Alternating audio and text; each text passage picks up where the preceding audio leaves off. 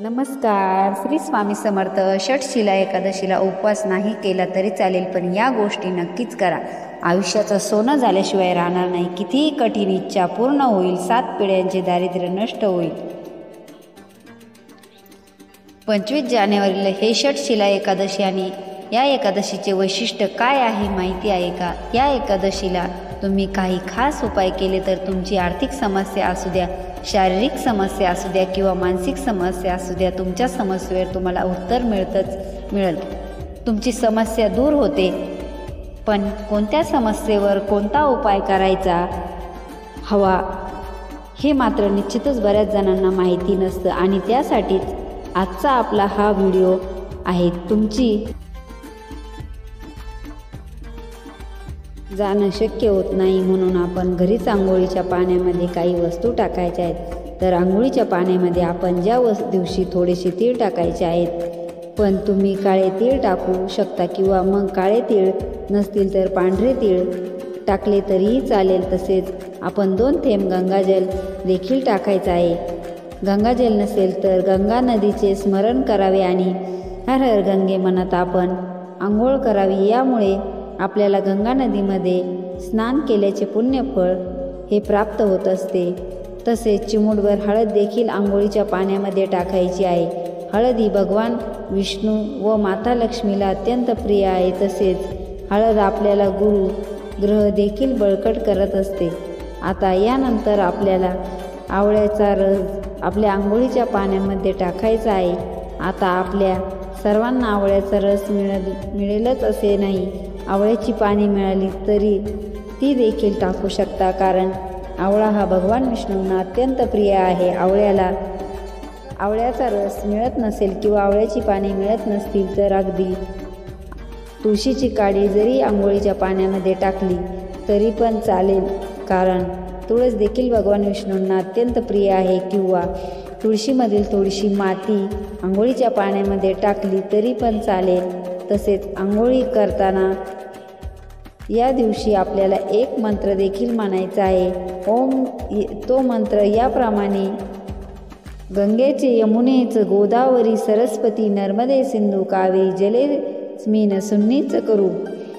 हा मंत्र म्हटल्यामुळे आपण पवित्र तीर्थस्थानी स्नान केल्याचे पुण्यफळ हे प्राप्त होत असते. अगदी घरातील लहान बाळ असो किंवा वृद्ध व्यक्ती असो, प्रत्येकाच्या आंघोळीच्या पाण्यामध्ये आपण या वस्तू टाकून आपण आंघोळी करायची आहे. तसेच या दिवशी आपण उंबरठ्याचे लेपन करायचे आहे. तसेच आपल्या घराची शुद्धी होणे हे देखील खूप महत्त्वाचे आहे.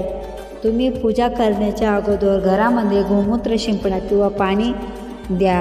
पाण्यामध्ये हळद टाका आणि ते पाणी शिंपडा. घरामध्ये शिंपडले यामुळे देखील आपल्या घराची शुद्धी होत असते, कारण भरपूर वेळा आपण घरामध्ये मांसाहार करत असतो किंवा घरामध्ये आपण अपशब्द बोलत असतो. अशा भरपूर गोष्टी घरामध्ये नकारात्मकता होत असतात.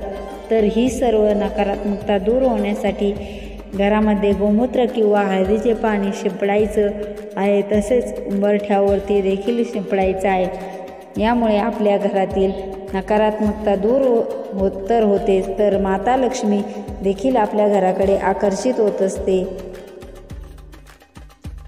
या षटशिला एकादशीच्या दिवशी तिळाला खूप महत्त्व दिले जाते.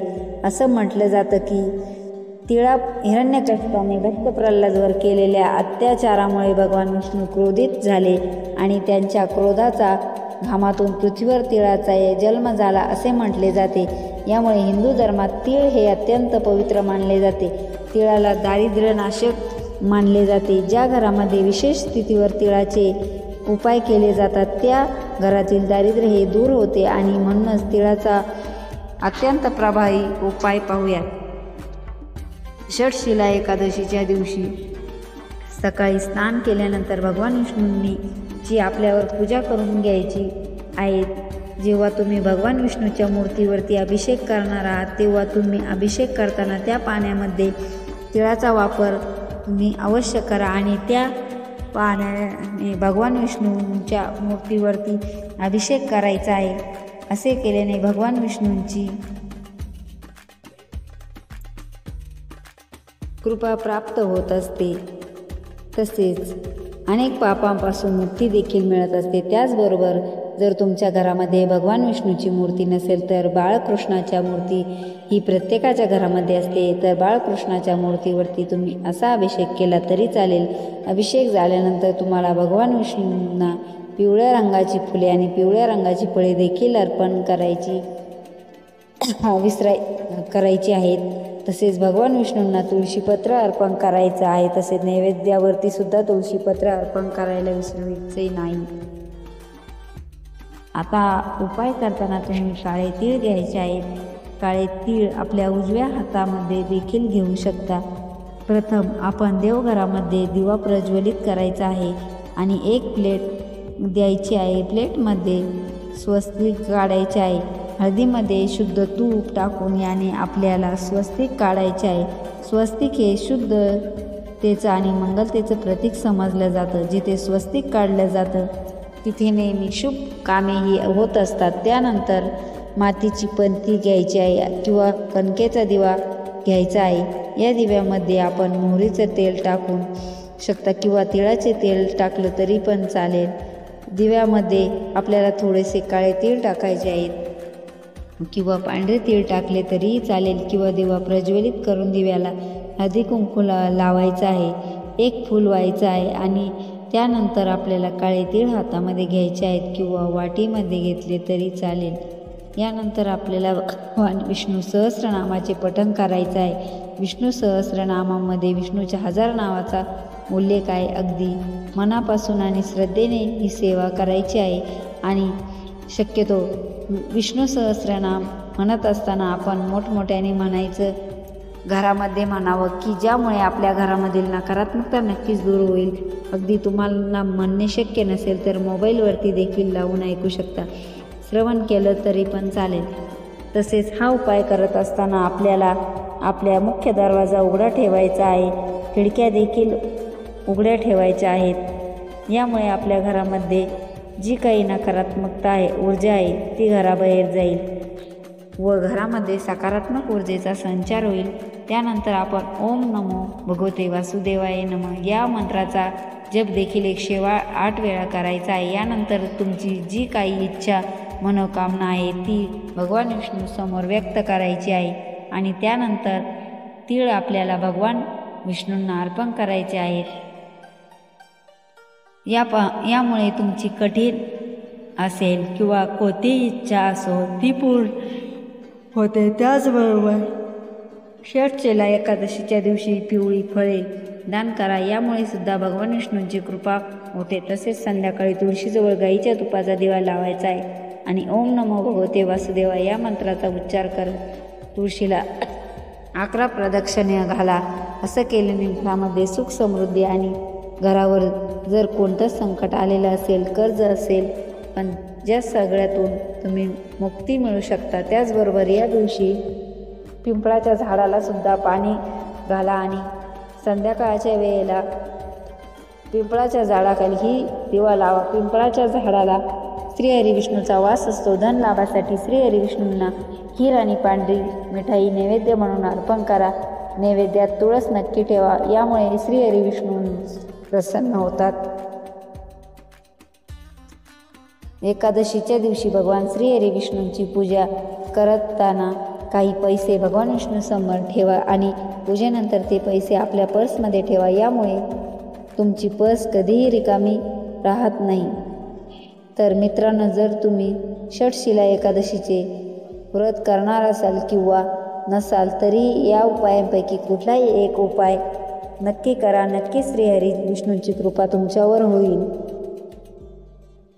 पद्मपुराणानुसार जो भक्त खऱ्या मनाने षटशिला एकादशीचे व्रत करतो, पद्मपुराणानुसार जो भक्त खऱ्या मनाने षटशिला एकादशी व्रत करतो त्याला मोक्ष मिळते. सर्व समस्यापासून त्याची मुक्तता होते. जे पुण्य तुम्हाला कन्यादानाने, जे पुण्य तुम्हाला हजारो वर्षी तपस्येने मिळते, सुवर्णदानाचे मिळते, तेच पुण्य एकादशीला षटशिला एकादशीच्या व्रताने मिळते. तसेच व्रत केल्याने मानसिक शांतीसुद्धा मिळते आणि कुटुंबातील आनंद पसरतो. पौष महिन्याच्या कृष्ण पक्षातील एकादशीला षटशिला एकादशी म्हणतात। या दिवशी भगवान श्रीहरी विष्णूंची पूजा आराधना करून व्रत केल्यास मोक्षाची प्राप्ती होते। या दिवशी पूजा केल्यानंतर षटशिला एकादशी व्रताची कथाही ऐकावी, कारण तरच या उपासना व्रताचं फळ मिळतं। धार्मिक मान्यतेनुसार एकदा नारद मुनी भगवान श्रीहरी विष्णूंचं निवासस्थान असलेल्या वैकुंठात पोहोचले। तिथे त्यांनी भगवान विष्णूंना षटशिला एकादशी व्रताचे महत्त्व विचारलं। तेव्हा भगवान श्रीहरी विष्णू नारद मुनींना सांगू लागले की प्राचीन काळी माझी एक भक्त होती, तिच्या पतीचा मृत्यू झाला होता, पण ती फार प्रिय भक्त होती, कारण ती सतत माझ्या भक्तीमध्ये तल्लीन असायची। एकदा त्या भक्तश्रीने महिनाभर उपवास करून माझी पूजा केली। व्रताच्या प्रभावाने तिचे शरीर शुद्ध झालं, पण ती कधीही अन्नदान करत नसे। त्यामुळे मला वाटलं की ही स्त्री तिच्या मृत्यूनंतर वैकुंठात पोहोचेल। खरं तर तिथे राहूनच ती तृप्त राहील, म्हणूनच मी तिच्याकडे स्वतः पोहोचलो भिक्षा मागण्यासाठी, जेणेकरून तिच्या हातून अन्नदान घडावं। भिक्षा मागितल्यावर तिने मातीचा एक गोळा उचलून माझ्या हातावर ठेवला। तो घेऊन मी परतलो। काळाने त्या स्त्रीचा मृत्यू झाला। ती शरीर सोडून वैकुंठात आली। तिथे तिला एक झोपडी आणि एक आंब्याचं झाड मिळालं। झोपडी रिकामी होती। ते पाहून घाबरून माझ्याकडे आली आणि म्हणाली, मी तर धर्मनिष्ठ आहे, मग मला रिकामी झोपडी का मिळाली? तेव्हा मी तिला सांगितलं की अन्नदान न केल्याने आणि दारी भिक्षा मागायला आलेल्या व्यक्तीला मातीचा गोळा दिल्याने हे सगळं घडलं। तेव्हा मी तिला सांगितलं की जेव्हा देवकन्या तुला भेटायला येतील तेव्हा तू या झोपडीत बस आणि या झोपडीचं दार जोपर्यंत उघडू नकोस तोपर्यंत त्या तुला षटशिला एकादशी व्रताचे नियम सांगत नाही, जे व्रत कसं करायचं ते सांगत नाही। त्याचप्रमाणे ती महिला झोपडीमध्ये जाऊन बसली आणि तिने दार लावून घेतलं। त्यानंतर देवकन्या तिथे आल्या। झोपडीत कोण आहे हे पाहण्यासाठी त्या झोपडीचे दार वाजवू लागल्या। तेव्हा ती स्त्री आतून म्हणाली, तुम्ही जोपर्यंत मला षटशिला एकादशीचं व्रत कसं करायचं हे सांगत नाही तोपर्यंत मी दार उघडणार नाही। तेव्हा त्या देवकन्याने तिला षटशिला एकादशीचे महत्त्व सांगितले आणि त्याचप्रमाणे पुढे तिने हे व्रत केलं आणि त्यानंतर त्या एकादशीचं व्रत करून तिने तीळदान आणि अन्नदानसुद्धा केलं आणि त्यामुळेच तिची झोपडी अन्न आणि पैशाने भरून गेली।